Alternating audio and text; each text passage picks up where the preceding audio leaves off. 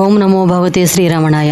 అందరికీ నమస్తే. అందరూ కూడా భగవాన్ అనుగ్రహంతో అందరము బాగుండాలి మనసారా భగవాన్ ప్రార్థిస్తూ ఉన్నాను. ఈ రోజున శ్రీ భగవాన్ రమణ మహర్షి నిత్య పారాయణ గ్రంథంలోని 4వ అధ్యాయం నుంచి అయితే మనం విందాం. ఇంతవరకు మనము 3 అధ్యాయాల వరకు విని ఉన్నాం.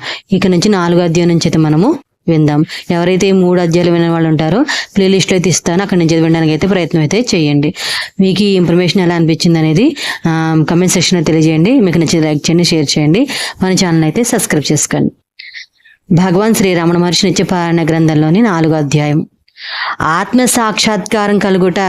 ఈ అధ్యాయం నుండి భగవాన్ రమణ మహర్షులు నిజస్వరూపము చూపనున్నారు. ఆ రోజు జూలై 15, 1896 సంవత్సరం, అనగా భగవానికి సరిగ్గా 16 సంవత్సరాల వయసు. ఆ వయసుకు నిజానికి మోహము చెందే వయసు.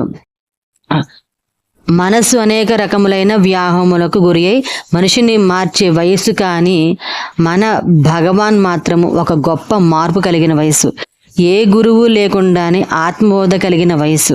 16వ సంవత్సరం అటనే బ్రహ్మానుభూతిని పొంది ఆత్మావలోకనము కలిగి భగవాన్ చూపు బాహ్య ప్రపంచంపై పడక అంతర్దృష్టి చెంది ఆత్మ సాక్షాత్కారం కలిగిన వయస్సు. ఆ రోజు భగవాన్ తన పినతండ్రి గారి ఇంటిలో ఒంటరిగా ఉన్నప్పుడు ఎటువంటి అనారోగ్యము లేకున్నను భగవానుకు ఒక్కసారిగా వారు మరణిస్తున్నట్లు భయం కలిగినది. ఎవరిని పిలవను లేదు. దానికి పరిష్కారము వారే తీర్చుకొనవలెనని నిర్ణయించినారు. భగవాన్లో ఈ క్రింది విధముల తలంపులు కలిగినవి. 1, మృత్యువు ఆసన్నమైనది. 2వది, మరణించుట అనేది ఏది. శరీరమే పోవునని తలంచిరి. మరణించు వారి స్థితి ఎలా ఉండునోనని ఊహించిరి.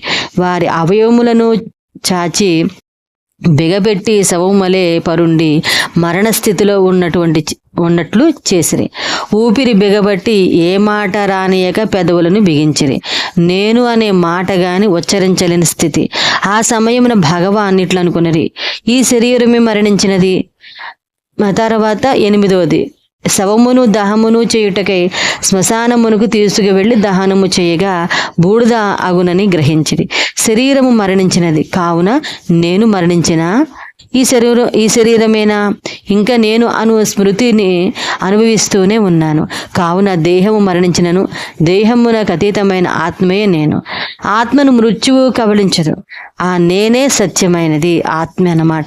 ప్రస్తుత పరిస్థితి శరీరానికి సంబంధించినదైనను చేతనాశక్తి అంతయు ఆ నేను మీదే కేంద్రీకరింపబడినది. భగవానునకు ఆత్మయే నేను అనే వారి 16వ ఏటనే గ్రహించిరి.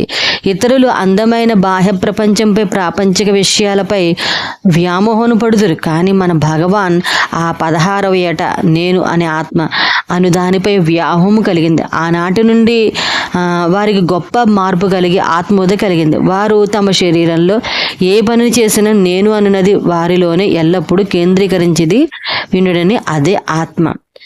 తర్వాత మనము నిత్యపారాయణ గ్రంథంలోని 5వ అధ్యాయం గురించి అయితే తర్వాత అయితే విందాము. అంతవరకు స్వస్తి.